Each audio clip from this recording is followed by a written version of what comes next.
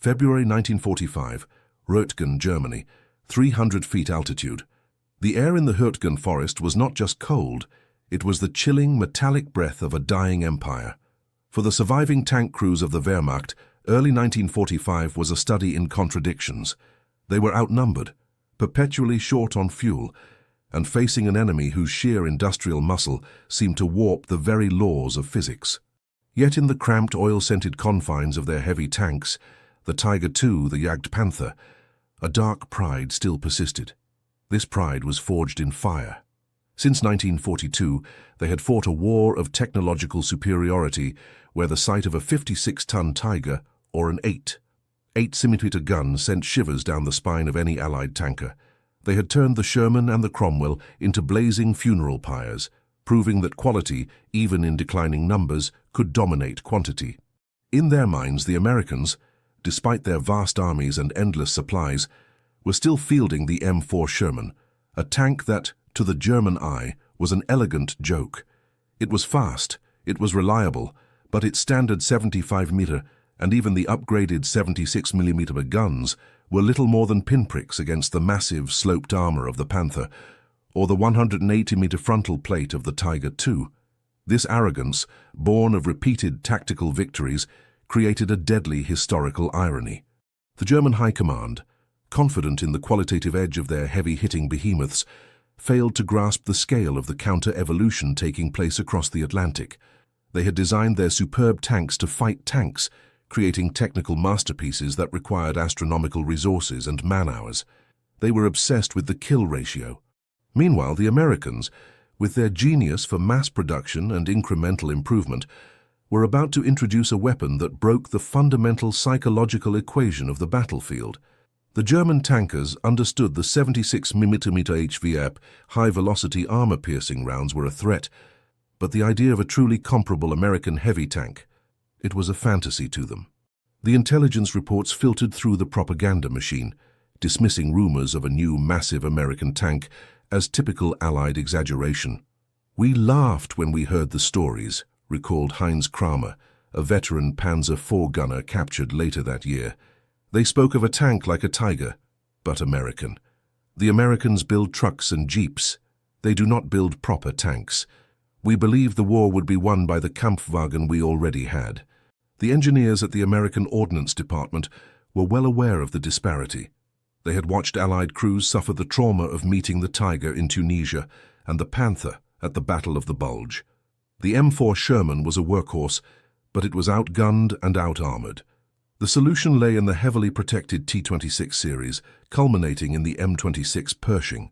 The development was slow, plagued by bureaucratic inertia, and a persistent, almost willful belief within the U.S. Army ground forces that the Sherman was good enough for infantry support and that the 76mm could handle anything.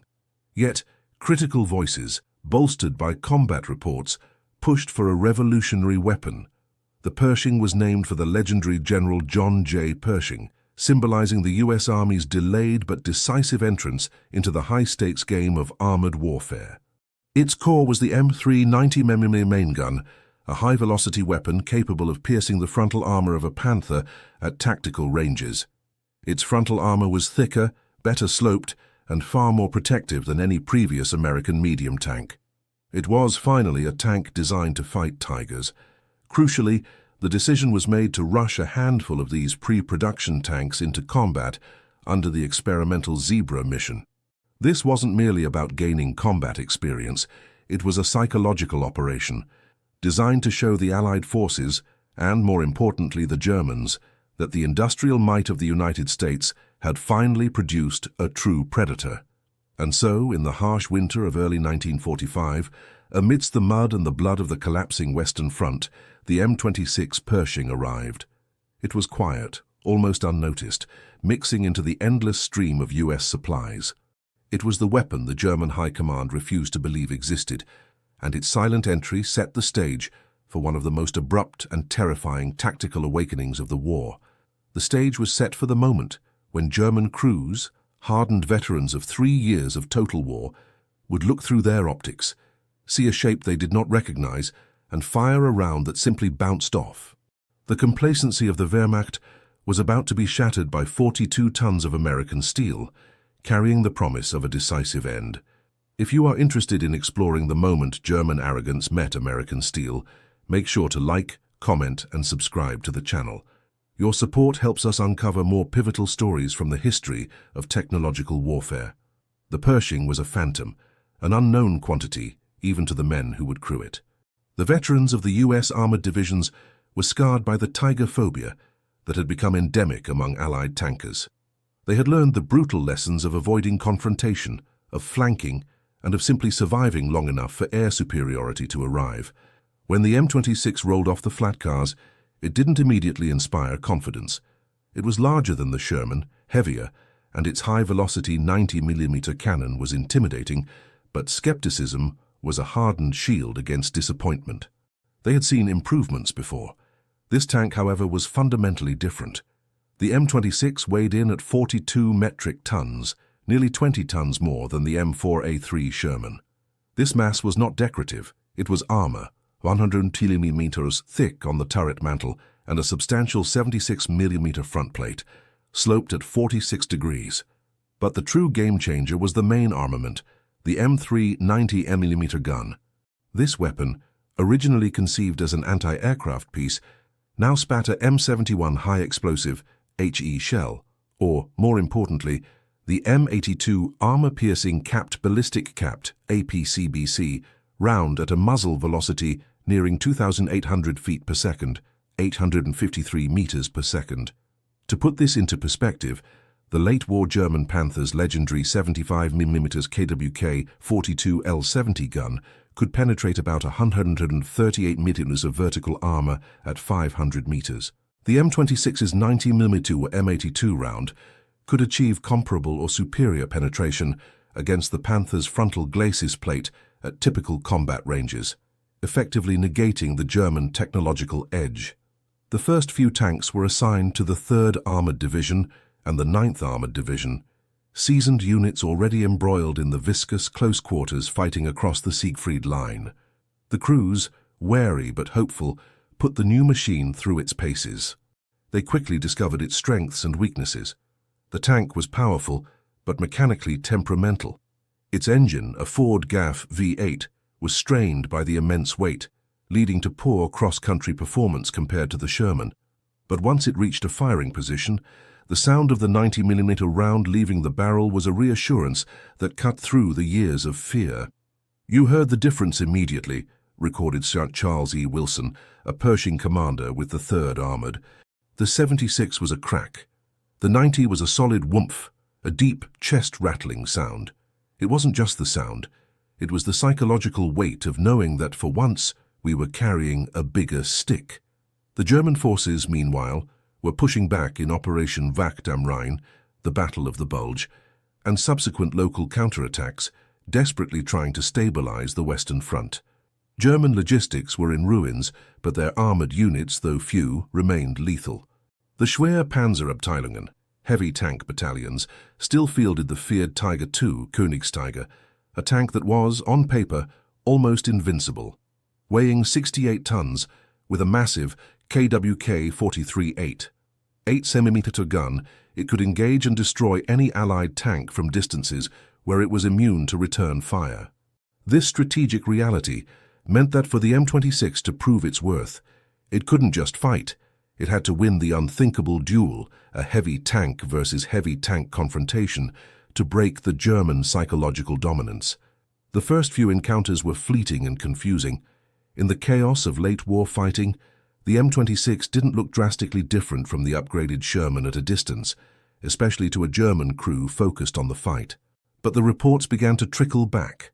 An American tank that took 3 hits from a Panzer IV 75mm without visible damage, only to retaliate with a shot that instantly brewed up the German machine.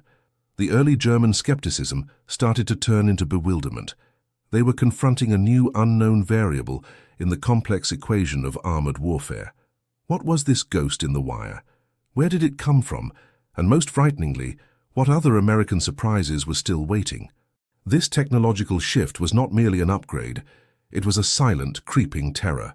The German tankers had always been the hunters. Now they were beginning to feel the chilling sensation of being hunted by an unknown, equally powerful predator. The days of confident long-range sniping were ending, replaced by the sickening realization that their heaviest, most precious machines were no longer the undisputed kings of the battlefield. The historical irony was complete. The Germans had relied on technology to sustain their war effort. Now, Allied technology was turning the tide against them. The defining moment of the Pershings' arrival, the incident that finally shattered the German illusion of superiority, occurred during the frantic race for the Remagen Bridge and the subsequent battles around the city of Cologne. It was here on March 6, 1945, in the shadow of the magnificent, scarred Cologne Cathedral, that the American technological evolution finally met the German tactical master. The specific engagement involved a single M26 Pershing, Fireball, commanded by Sergeant Robert Early, and a German Panther AOSF. A Model A, an incredibly lethal and heavily armored machine, considered one of the best tanks of the war. The city fighting was brutal, reducing ancient streets to rubble-strewn killing zones. Tanks maneuvered around corners, relying on quick reactions and thick armor. Sergeant Early's Pershing was advancing when the Panther emerged from the ruins of a side street near the cathedral. It was a classic ambush. The Panther was perfectly positioned to utilize its superior armor and high-velocity 75mm gun at close range. The German crew, veterans of the Eastern Front, saw a large American tank and assumed it was another upgraded Sherman. They sighted in and fired. The 75mm shell struck the front hull of the Pershing. The moment of historical reversal was immediate and profound. Instead of the expected explosive penetration and the shuddering scream of spalling metal inside the turret, the German shell ricocheted. It skipped off the heavily sloped, thick frontal plate of the M26, leaving only a nasty scar. Inside the Panther, the commander, Lieutenant Ewald Schmidt, could only stare through his periscope in frozen disbelief. A frontal hit at that range should have been fatal. The initial laughter and confident shouts of the crew transformed into a chilling silence. What was this tank? The question, once dismissed, was now a raw, terrifying reality. The Pershing crew, shaken but intact, reacted instantly. Gunner Corporal Clarence Smoyer locked onto the Panther.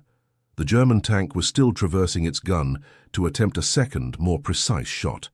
It was too slow. Smoyer fired the M390mm gun. The M82 APCBC round was a sledgehammer. It struck the German Panther on its left lower side hull, punching through the armor, detonating the stored ammunition and fuel. The resulting explosion was catastrophic. The turret of the Panther, an armored tower weighing many tons, was blown clean off the hull, spinning and crashing onto the street below.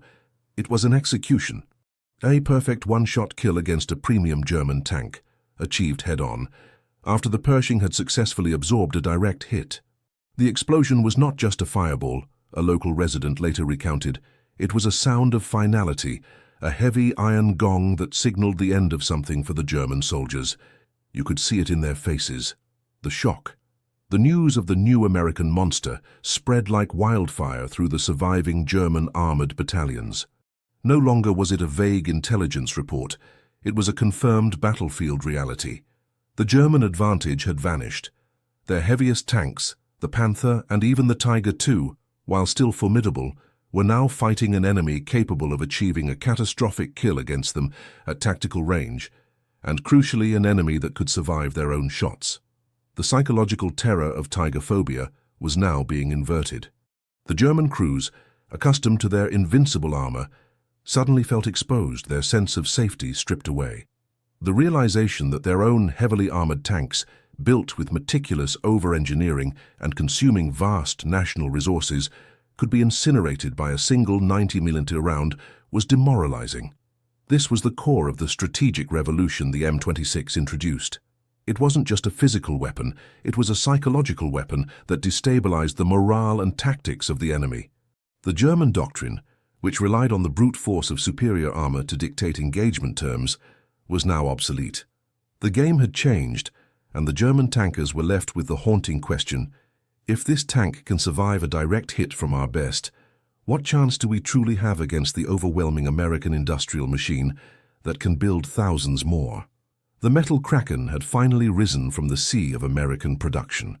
The M26 Pershing was not merely a good tank, it was the physical manifestation of a crucial failure in German military-industrial strategy and the crushing success of the American system. The drama of the duels was the symptom. The disease for Germany was a catastrophic misallocation of resources. The German armored doctrine, pushed by Hitler himself, was obsessed with building a few hyper-engineered, technically flawless Übertanks. This resulted in the Tiger I 347 built, the Tiger II 492 built, and the Panther around 6,000 built, still a significant number but far less than its direct rival. These machines were engineering marvels, but they were resource hogs, requiring thousands of man-hours and vast quantities of specialized high-grade steel and fuel. Their complexity led to frequent breakdowns. The Tiger II famously had an operational availability rate that rarely exceeded 50%. The US doctrine was the opposite: quantity first, then quality. The M4 Sherman production figures are staggering and provide the true scale of the German dilemma. By 1945, the United States had produced nearly 50,000 M4 Sherman tanks of all variants. The M26 Pershing, though arriving late, represented the point where American quantity merged with German quality. While only about 310 M26s reached Europe before Victory in Europe Day, VE Day, their presence alone was enough to prove the potential of the US industrial system. Consider the contrast in production effort. To build one Tiger II, the German war economy sacrificed the steel, labor, and engine capacity that could have produced several cheaper, more reliable tanks. The true danger was never the Tiger itself, noted General Dwight D. Eisenhower. The danger was the time and resources spent on it. The Germans were building Rolls-Royces for a war that required 10,000 Fords. The US could build a Pershing relatively quickly because it utilized established manufacturing techniques and standardized parts. Its engine, while underpowered, was the same reliable Ford GAF used in other American armored vehicles, simplifying logistics. The war had become a contest of output, not just performance. The German tanker might destroy 4 Shermans, but 5 more would appear the next day, followed eventually by a Pershing. The sheer scale was what broke the German will. The Pershing's arrival signaled to the German High Command that their policy of reliance on supertanks had failed. They had planned to introduce even heavier and more complex designs, like the 75-ton E-75 and the massive Maus Super Heavy tank. These projects were abandoned or stillborn, technological dead ends consuming resources the front line desperately needed. The engineers now understood the terrifying equation. The Americans had finally produced a tank with the speed of production of a Ford and the firepower of a Tiger. This industrial reckoning had immediate strategic consequences on the battlefield.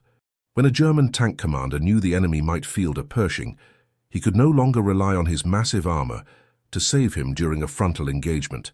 This forced German tankers to adopt more cautious, defensive, and ambush-oriented tactics, slowing their response time and limiting their operational flexibility. The confidence that allowed a Panther commander to charge through a line of Shermans was gone. The technological umbrella had been taken away. The M26 Pershing, therefore, did more than destroy a handful of German tanks. It destroyed the German doctrine of technological supremacy. It represented the moment when the Allied industrial base finally delivered a weapon capable of nullifying the most terrifying symbol of German martial power, proving that in a total war, the true victor is the factory floor. The fate of the German armored divisions was sealed not in the wreckage of a burned-out Panther, but in the crushing industrial output pouring out of American assembly lines. The M26 Pershing never achieved the fame of the Sherman or the infamy of the Tiger. It arrived too late to fundamentally shape the entire European campaign, but its role in the final critical push of the war was immense. It delivered the final fatal blow to the German armored superiority complex. The climax of the Pershing's performance came not just in the single duels, but in its consistent presence as a point tank during the rapid final advance across the Rhine and into the heart of Germany. Its arrival allowed US tank commanders to shed their ingrained caution, enabling them to lead the charge, rather than perpetually seeking flanking maneuvers. The fear of being instantly disabled by a distant German heavy gun was finally mitigated. The most famous documented M26 kill involved the destruction of a Tiger I in the town of Dessau, Germany, by a Pershing from the 67th Armored Regiment. The M26 successfully defeated the Tiger in a close-range brawl, confirming the superiority of the 90mm gun against the older, though still deadly, heavy tank. The Pershing's ability to engage and destroy the most formidable German tanks on an equal footing accelerated the collapse of the German armored resistance. Faced with mechanical failure, fuel shortages, and now an equally powerful enemy, the remaining German tank crews found their spirit broken. The iron determination that had sustained them through years of war finally buckled under the weight of insurmountable odds. The irony of the M26 Pershing is that its true purpose was less about its kill count and more about its deterrent effect. Its psychological shadow loomed large over the final weeks of the conflict. German intelligence, once dismissive, was now scrambling to understand the new threat, creating delays and confusion in their final, desperate defensive plans. The legacy of the M26 Pershing is twofold. 1. The end of over-engineering. The Pershing's success validated the American approach, a well-balanced tank, heavily armed and armored, but crucially mass-producible and reliable. It ended the era of the hyper-specialized, logistically ruinous super-tank that characterized late-war Germany. 2. The birth of the main battle tank, MBT. The M26, initially classified as a heavy tank due to its weight, was immediately recognized after the war as the blueprint for the modern main battle tank. It combined the firepower and protection of the heavy tank with the speed and reliability of the medium tank, establishing the dominant armored paradigm that would define the Cold War. It evolved directly into the M26 Patton, the forefather of the entire modern Patton series. The veteran German tankers who survived the war carried with them the memory of the terrifying shift in power. They had witnessed the moment when their finest technology failed, when their most prized armored assets were rendered vulnerable. The Sherman was a persistent fly, summarized former Panzer Commander Hans Becker in his post-war memoirs. We could crush it, but it kept coming. The Pershing was different. It was the first time we looked at an American tank and knew deep in our stomachs that we were meeting our match. It was the physical proof that the war was lost. The M26 Pershing, the metal kraken, was the decisive retort to German armored arrogance. It was the moment American industry finally caught up to the killing power of the Wehrmacht, and in doing so ensured the swift and final end of the armored war in Europe. The lesson of the Pershing remains etched in military history. Technology wins battles, but industrial scale wins wars. Thank you for watching this deep dive into the turning point of armored warfare. If this story of technological rivalry and human drama resonated with you, please hit the like button and subscribe to the channel. We have many more stories from the darkest chapters of history waiting to be uncovered.